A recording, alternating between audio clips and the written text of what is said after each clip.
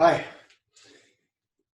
today we are working on a couple different versions of the single and double kettlebell snatch.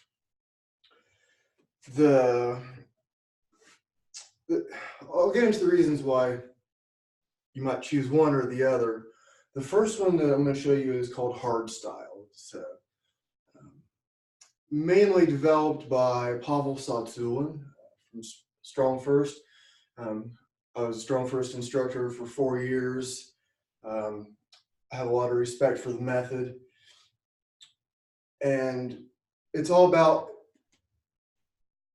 it's all power endurance. But the Strong First method, the hard style snatch, it's more about on the power end of the power endurance, where if you say like a competition style is going to be more on the endurance end. The competitions are, the set is 10 minutes long, so it's a little bit of a different purpose, kind of like same but different. We'll start with the hard style. So with the bell, usually coming in at an angle like this way, about like 45 from there. Grip, have your shoulders back towards your hips and contract your lat. So pull it down, contract your lat this way. Make sure your hips are below your shoulders. When you hike it back, as soon as your arm hits, it stays there, and then you shoot your hips forward, and you're basically doing a kettlebell swing. At the top of the swing, there's a float. During that float, you will pull back and punch forward for the snatch. Okay.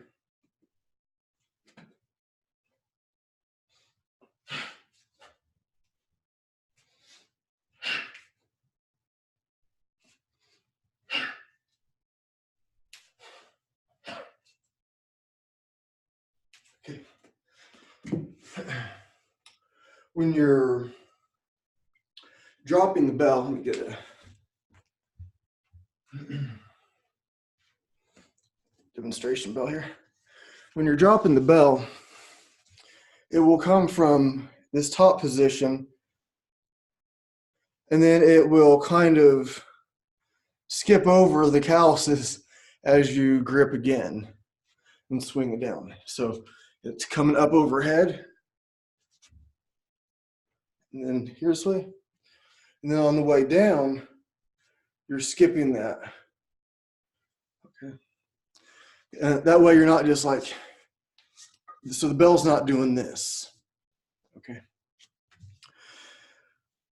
Make sure you're using your, like making an okay kind of sign also as it's coming down. Make sure you're using all of your fingers in kind of a hook grip for this one. So, other key point is drive up the center line. So,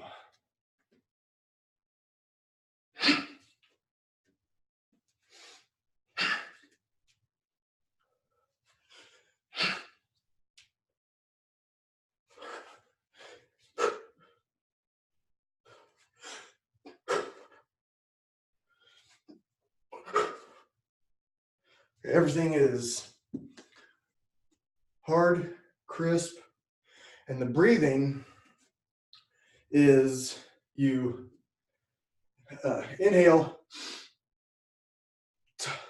exhale at that power position of the hips, power position, like when you're expressing the power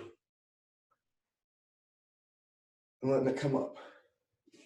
The next one that we do is going to be the opposite. So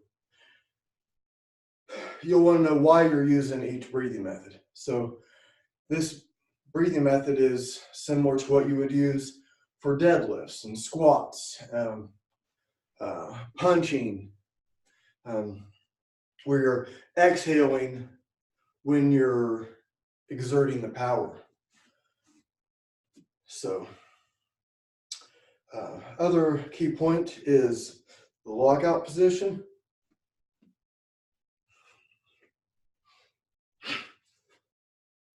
Make sure, I usually have my hands back like this way. The more you can relax your fingers at the top for that brief second, the better. And also make sure your arm is vertical. Okay. Sometimes people have a tendency to have the bell over the shoulder, but make sure your arm is vertical and get that lockout. And then inhale.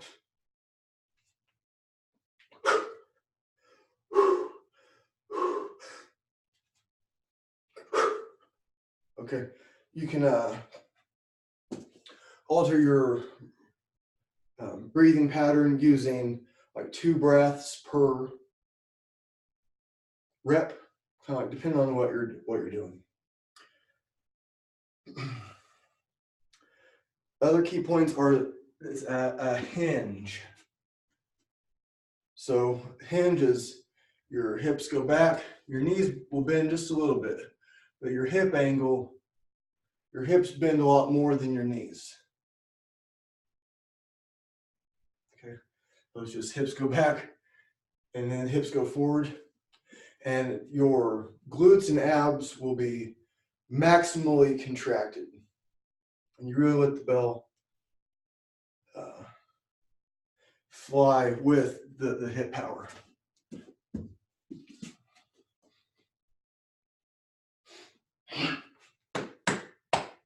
Everything's real tight. Tight glutes, tight abs.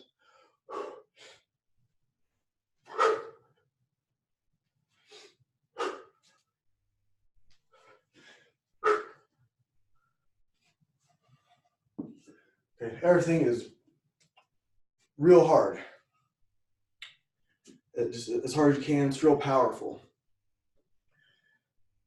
So again, the key points: hinging. The breathing is you're inhaling. At this point, you're holding the breath in. You exhale. Let the bell get to the float. So if you watched other videos, like by the float, I mean, see, there's a second. So I'm not just, so if I let go of the bell here, there's no float. Okay, so that hip power, let the bell float.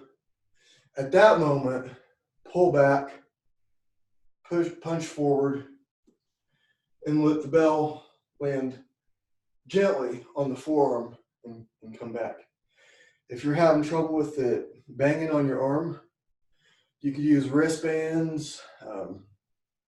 While you're getting used to it, there are kettlebell guards for the wrists. I've never really used them. I've never really had that problem, but some people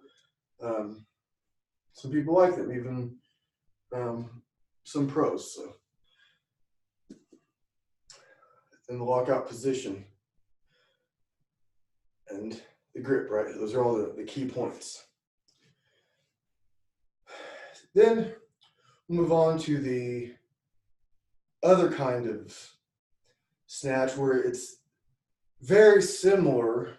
It's the opposite breathing because it's more, we're thinking more in endurance. Okay, we're more trying to be more efficient. We're, planning on going for a long time. It could be a 10-minute set. Some kettlebell sport is going a half hour now, an hour. It's the length of the sets is getting really crazy. But so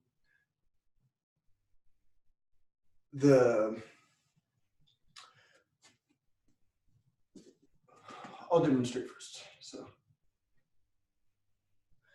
I'll demonstrate the swing. So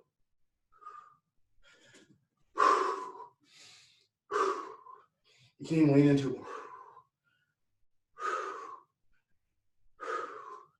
So lean in, you're exhaling. And this, it's more relaxed shoulder position.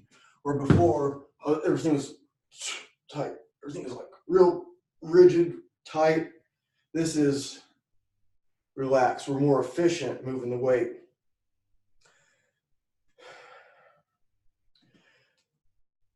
When the bell is on its way down from the swing, so I have the bell up here, and then it starts to fall on its own, and I just follow it, and then come up this way to get to the top. So make sure you're extra conscious of letting the bell do as much of the work for you as possible. So we're also going to change the drop. I'll demonstrate a few and I'll see.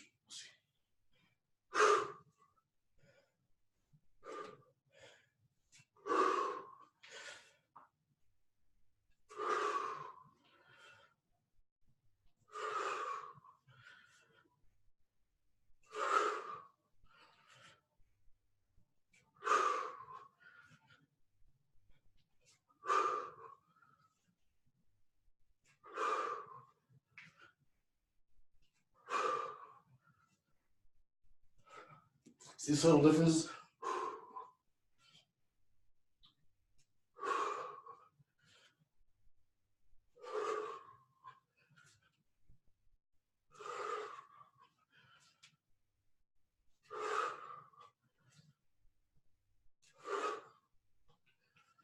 Okay.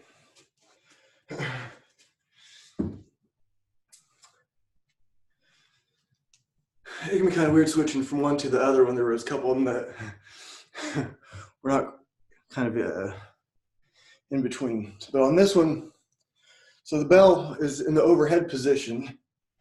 I'm going to start the drop this way. The first one, we're over top, and we just let it drop this way. Okay. This one, it's going to come down, not quite like that, that way. So the first one, second one, kind of like that way. Make sure you're using your like OK sign when you're dropping. So from the top. That's getting used to that. Kind of like that dance with it where your bell comes up, put your mind into it, and then when the bell starts to go down on its own, use that to increase that movement, right? So bell starts to come down, and then I'm coming up this way.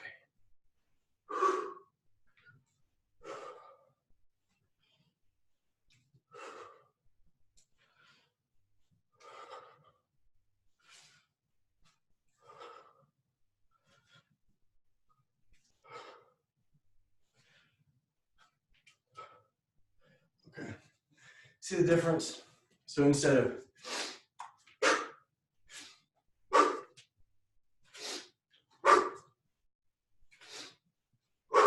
it's this way.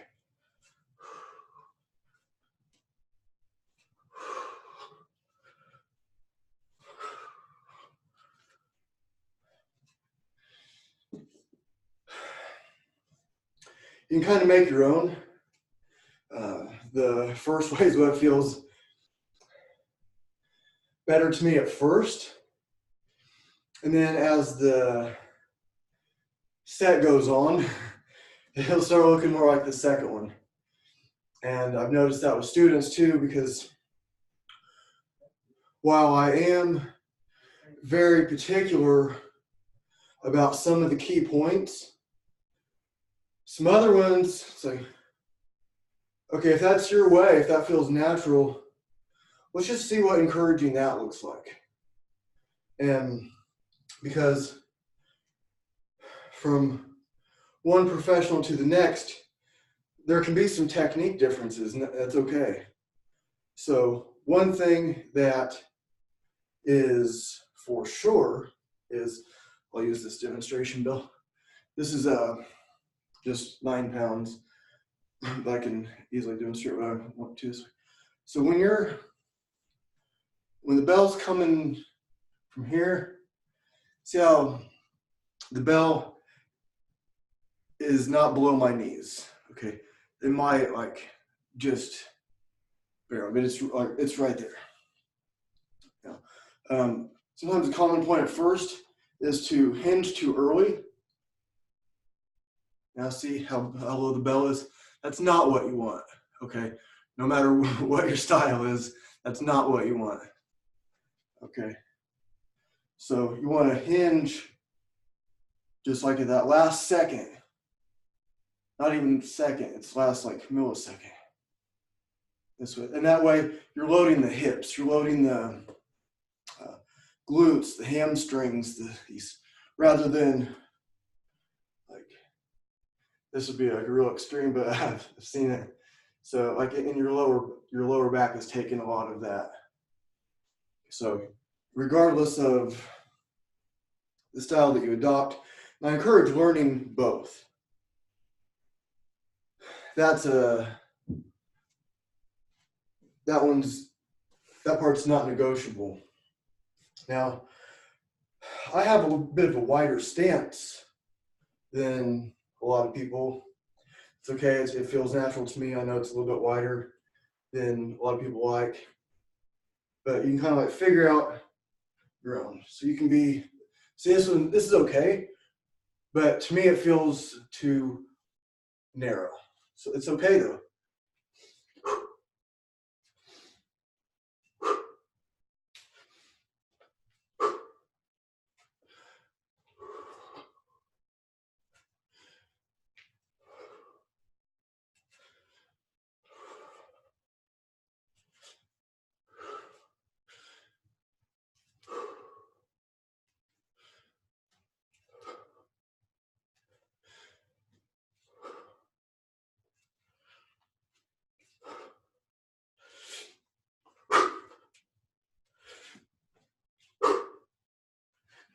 Okay. It feels better because it feels more powerful. So that's why having a more narrow stance. But to me, just being just a little bit out feels a little bit better. So those are the two main types. You can dig further and further into the technique. But just explore that, explore those, and nothing beats the practice. So move on to, actually I'm going to show you one more little slight detail before we move on. So I said we're going to do two. There's also one where you kind of like follow the bell down, okay?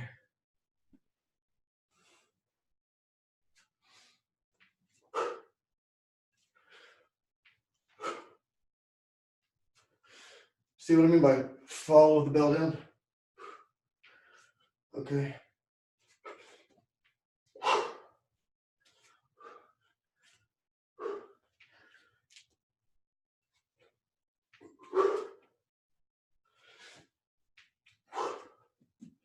Okay.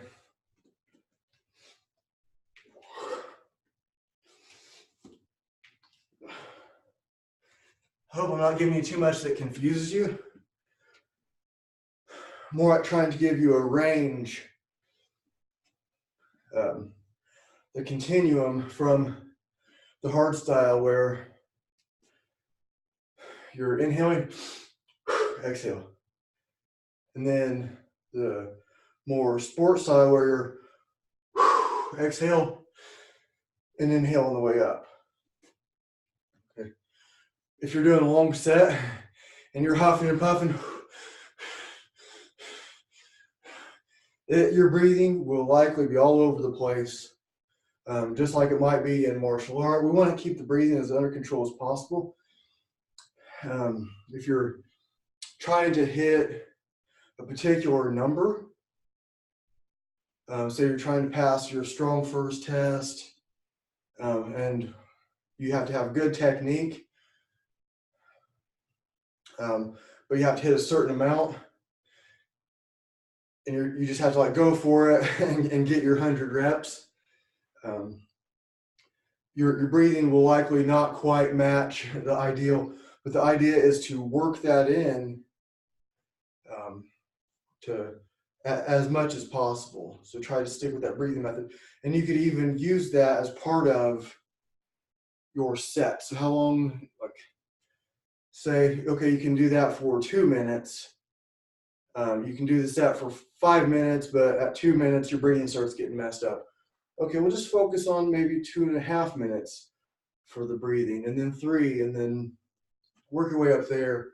But my opinion, the breathing is super important, so I don't want to say it doesn't matter. What matters is your form.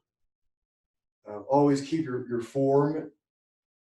I always try to say, like, have each one that you do be the best one ever. So to recap, the hard style is the more sport styles, exhale. Okay, and not everybody does that one. Okay, so in sport style, you might see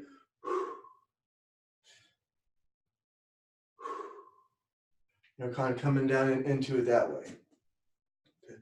And there's also like kind of like the dead hang snatch, where you're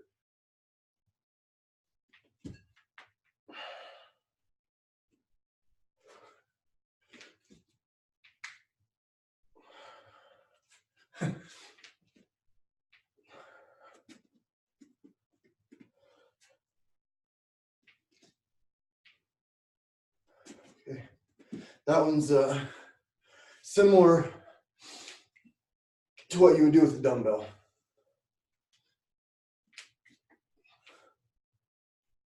Okay. So I'm going to show you just one way with 2 kettlebells.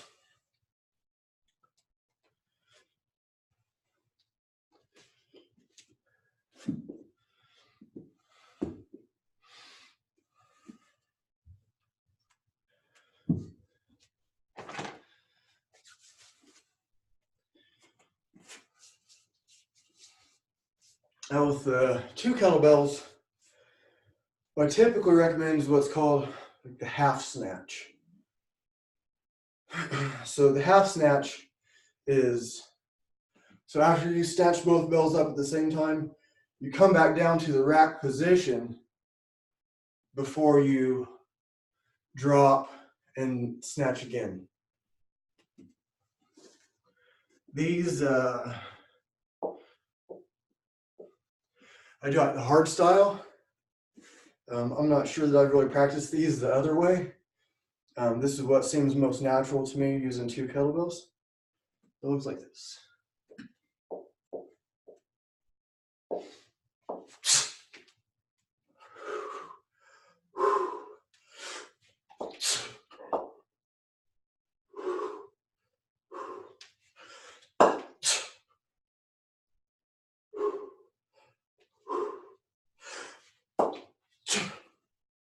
Okay, so I'm lifting my hand at the top, so the bells can hit here.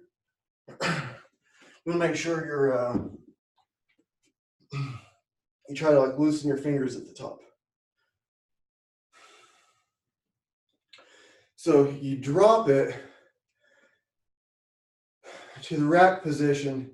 It's just safer, basically, for several different reasons. If you're on the way down, the bells come together, hit yourself in the knee.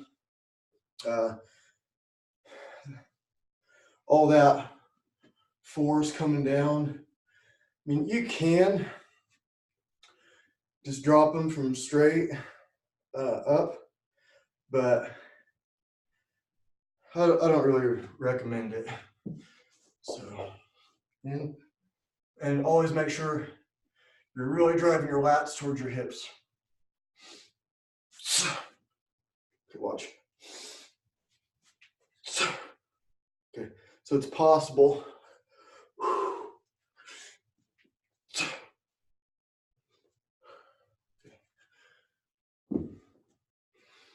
But I really recommend bringing it down to the rack position between each rep.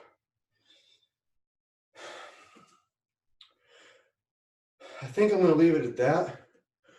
We can sometimes get lost in the details. More and more details are good. I'm really into very specific technique, but also as I've been teaching for over 20 years, I'm starting to see things as more as of a continuum now, where, you know, instead of, you know, here is one technique, here's a variation of that technique, here's another variation of that technique, and so on and so on. So just it's kind of hard to explain. Well, it's not that hard of a concept, right? But just the idea of your body type, the way your joint angles, like the ball going into the socket of your hip, might be at a different angle than mine. So where like one coach might be telling you if your foot's out here like this, and he keeps saying to do that, that might be creating some pressures, some tension in your hip that's not good. Maybe that is better for you. Somebody else, it's not. Okay, so where you have your feet, there's somewhat of a standard. And then if you're a little bit outside of that standard, try to understand why, for one. Why is it more comfortable? Is it a joint structure thing? It's just the way your joints are? Or is it I'm just not, I just have super tight hip flexors? Okay, well, then that needs to be addressed. Then that's not just, okay, fine, just, you know, do whatever you like. No, if you have muscle imbalances that are throwing off your posture, that needs to be addressed. So while my style is called freestyle, I'm showing you these specific things and then show you how to create your own method. Don't let yourself off easy for stuff like, oh, this is just the way that I do it. I like hinging first before the bell comes down far enough. No, you can't like that. I forbid you. Okay, but okay, if you like, say you like doing this hand position,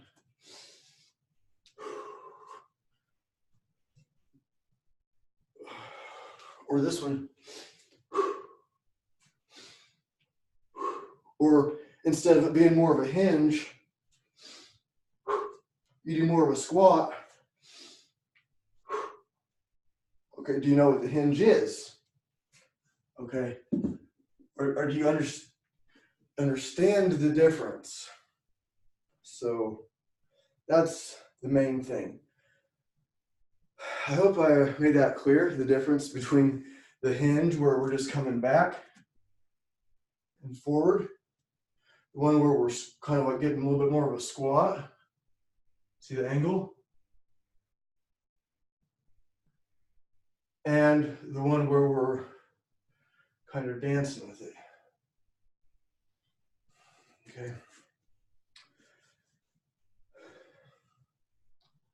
I think I have pretty much covered what I wanted to cover. I'm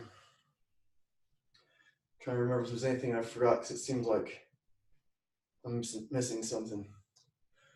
But you shouldn't be tearing up your hands. It's not uncommon to end up ripping a hand or get a callus, or you will get calluses.